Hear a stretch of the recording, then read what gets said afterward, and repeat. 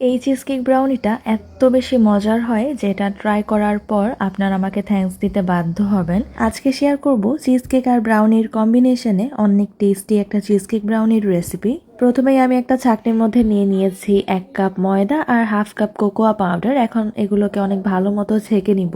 তারপর আমি অন্য একটা বোলে নিয়ে নিয়েছি 3টা মিডিয়াম সাইজের ডিম, আর এটার সাথে আমি দিয়ে দিয়েছি 1.5 কাপ ব্রাউন সুগার। আপনারা চাইলে এখানে হোয়াইট সুগারও কিন্তু ইউজ করতে পারবেন। তার সাথে দিয়েছি হাফ কাপ মেল্টেড বাটার আর হাফ চা চামচ লবণ। এখন এই সবকিছু একসাথে ভালো মতো মিক্স করতে থাকবো যতক্ষণ না চিনিটা মেল্ট হয়ে যায়। চিনিটা যখন মেল্ট হয়ে যাবে তখন এটার সাথে দিয়ে দিব শুকনো উপকরণগুলো, তারপর এটাকে অনেক ভালোভাবে মিক্স করে নিব। তারপর এই ব্যাটারটাকে আমি একটা স্কোয়ার শেপের 8 ইঞ্চ ডিশের মধ্যে ঢেলে নিয়েছি, কারণ আমার কাছে কোনো 8 ইঞ্চের বেকিং প্যান ছিল না।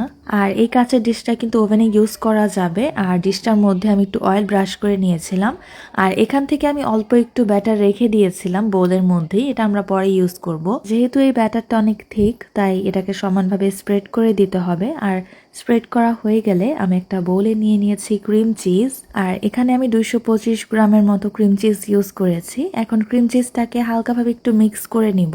তারপর আমি দিয়ে দিয়েছি 1/4 কাপ ব্রাউন সুগার। আপনারা চাইলে কিন্তু এখানে হোয়াইট সুগারও ইউজ করতে পারেন। তারপর ক্রিম চিজ আর ব্রাউন সুগারটাকে অনেক ভালো মতো মিক্স করে নিব, বাট এটা মেল্ট হচ্ছিল না।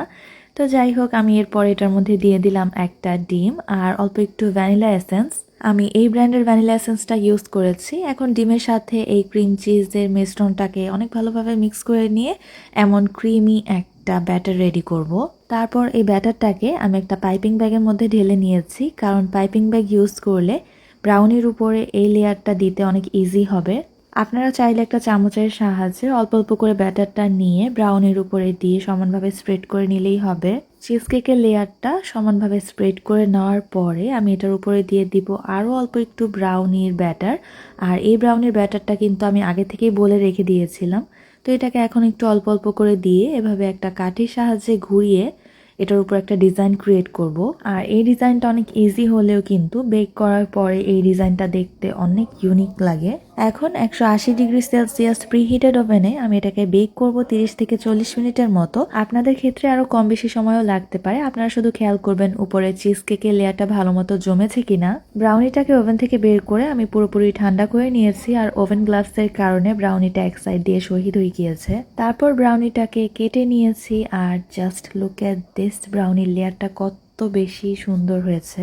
এই ব্রাউনিটা এত বেশি টেস্টি হয় যেটা এখনো আমার মুখে লেগে আছে। আর এই ব্রাউনির ভিডিওটা করার সময় এটা অলরেডি 2-3 পিস খাওয়া হয়ে গিয়েছিল। সো অবশ্যই এই চিজ কেক ব্রাউনিটা বাসায় ট্রাই করবেন, আর রেসিপিটা কেমন লেগেছে আমাকে কমেন্টে জানাবেন।